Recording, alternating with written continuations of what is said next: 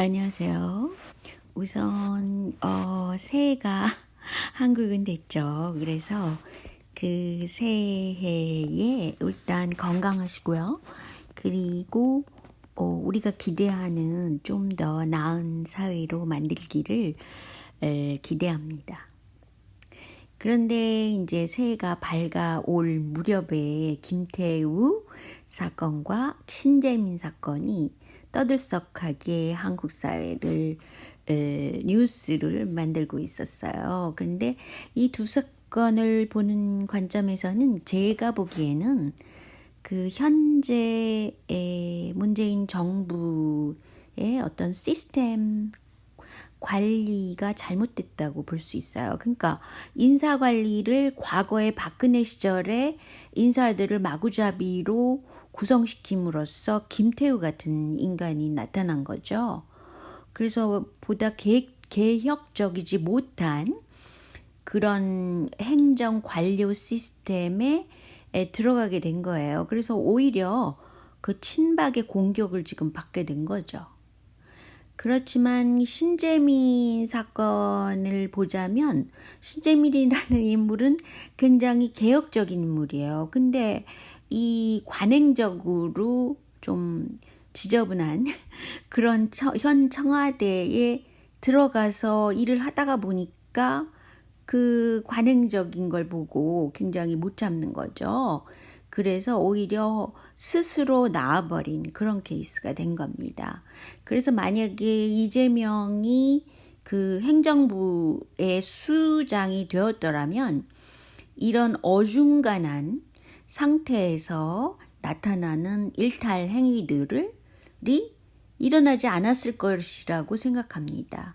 왜냐하면 이재명은 굉장히 철저한 사람이기 때문에 일단 가치가 분명하고 그 조직 관리도 굉장히 그 개혁적이고 순수한 사람으로 이루어져 있기 때문에 오히려 신재민이 나올 이유가 하나도 없었겠죠. 그래서 현재는 그 청와대 구성원 또 행정수반 구성원 자체가 굉장히 어중간한 그런 상태라고 볼 수 있어요. 그래서 이 결속력이 굉장히 약하고 특히 인사관리를 마구잡이로 했다는 점에서 현재 갈등이 외부로 드러나고 있다고 볼 수 있죠. 우선 김태우의 일탈 행위를 보면은 그 배경에는 친박의 그 브레인들이 굉장히 음습한 그런 이빨을 드러내고 있다는 것이죠. 그 중에서도 나경원 같이 그 과거의 인물이잖아요. 과거에 문제시 되었던 인물이 나타나서 어떤 그 뭐 자기가 깨끗하다라는 것을 보이기 때문에 그 많은 국민들이 뭐 아무래도 조국을 변호하게 되는 거죠. 이런 구도에 지금 들어가 있다고 볼 수 있어요.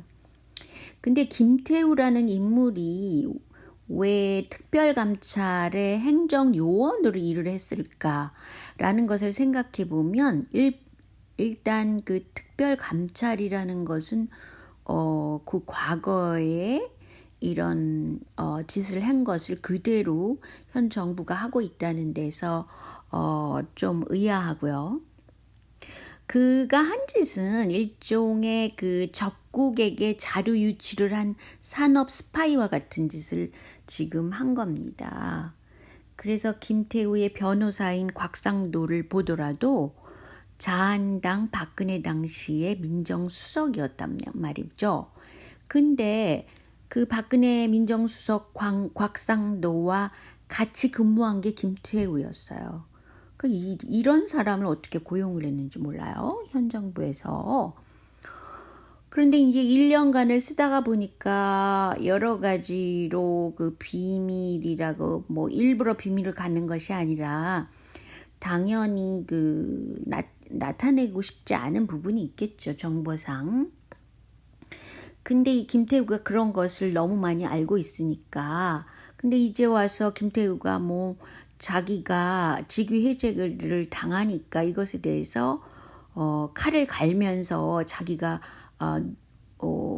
더 까발릴 게 많다라고 오히려 청와대를 겨냥한 그런 사건이죠. 그런데 청와대에서는 공무상 비밀 누설 혐의로 김태우를 고발했는데 그건 당연한 일이에요. 어떤 그 조직이 청와대 내에서 형성됐다는 거는 그 국가적인 그 기밀에 속하는 거죠.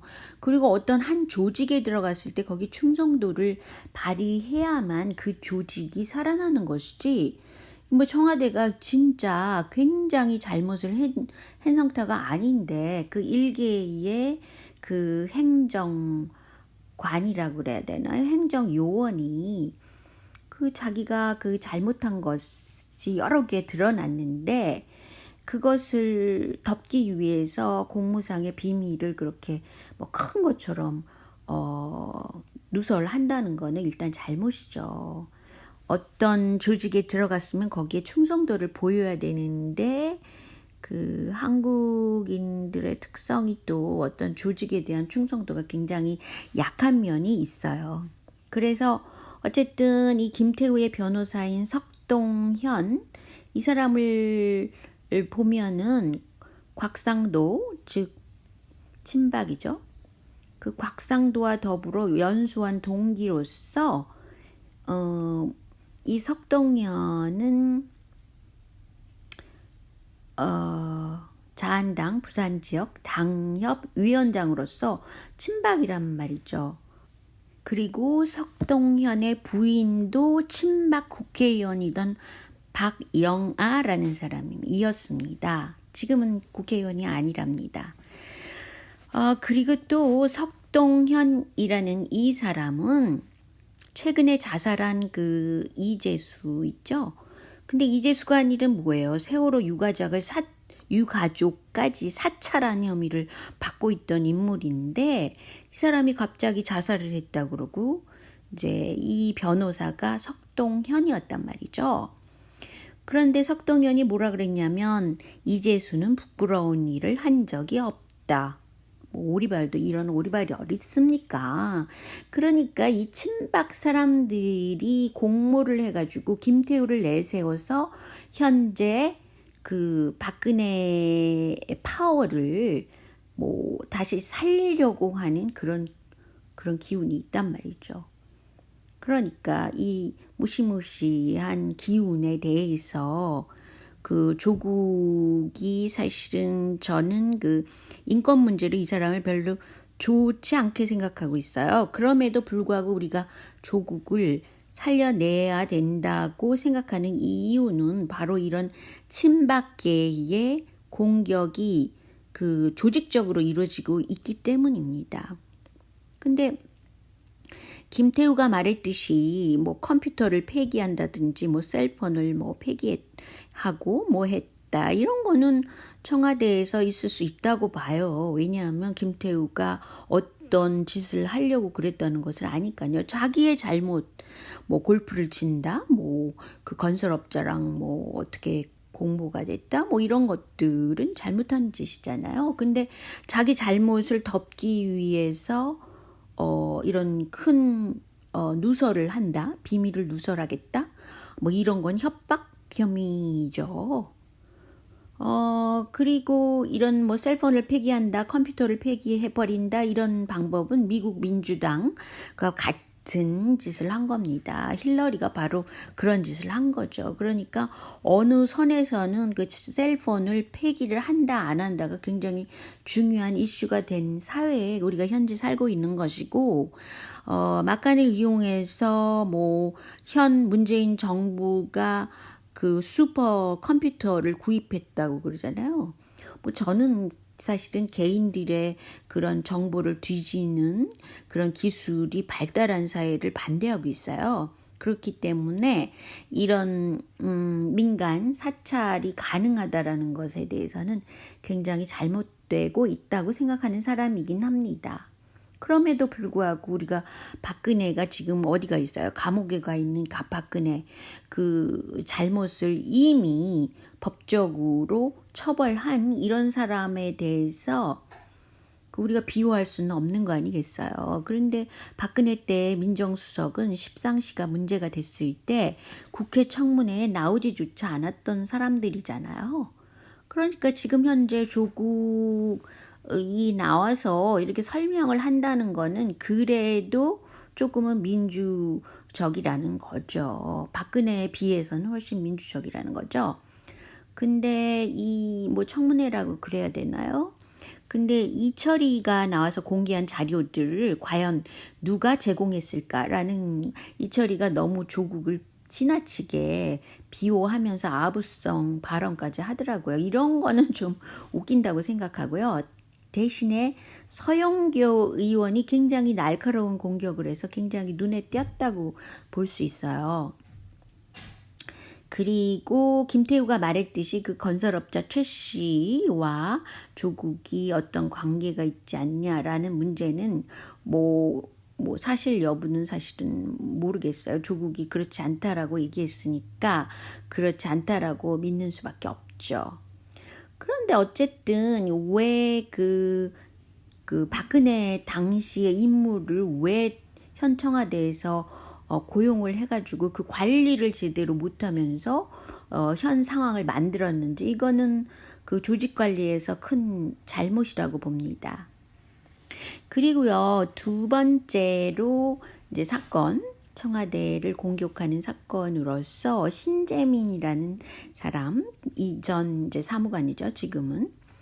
그렇지만 이 사람은 굉장히 깨끗하고 순수한 그 사무관이에요. 근데 그 국채를 발행하는 데 있어서 김동원, 당시의 부총리죠, 경제수반, 이 사람을 이제 공격을 하는 것인데, 어떻게 보면 김동원이라는 인물은 이명박근혜를 거친 사람이에요. 그러니까 행정가로서는 굉장히 기회주의적으로 윗선의 눈치를 보면서 일을 했을 가능성이 높다는 것이죠. 그러니까 국채 발행의 문제에 있어서 경제 지표를 박근혜 정부한테 나쁘게 보이도록 조작을 한 것, 또 뭐 청와대가 이것을 비호했다 하더라도 이것은 어쨌든 내부 관리상 그렇게 했다고 생각해요. 근데 만약에 이런 관례성 사고 방식을 가진 김동원, 지금은 물러났죠. 근데 이제 이게 크게 문제가 됐더라도 물러난 사람이기 때문에 그 사람이 책임을 져야죠, 김동원이. 그런데 이제 국가란 무엇인가, 행정 수반이란 무엇인가라는 것을 생각했을 때 신 전 사무관은 사회 정의를 위해서 이거를 공개를 해버렸어요. 근데 이것도 사실은 마찬가지로 어떤 행정부에 들어갔다 그러면 거기에 잘못이 있다 하더라도 그것이 그때 즉시 까발린다는 거는 문제성이 있다고 봐요. 왜냐하면 이거는 신재민 같은 사람은 이재명이 집권을 했을 때 정말 열심히 잘 일을 해줄 사람입니다.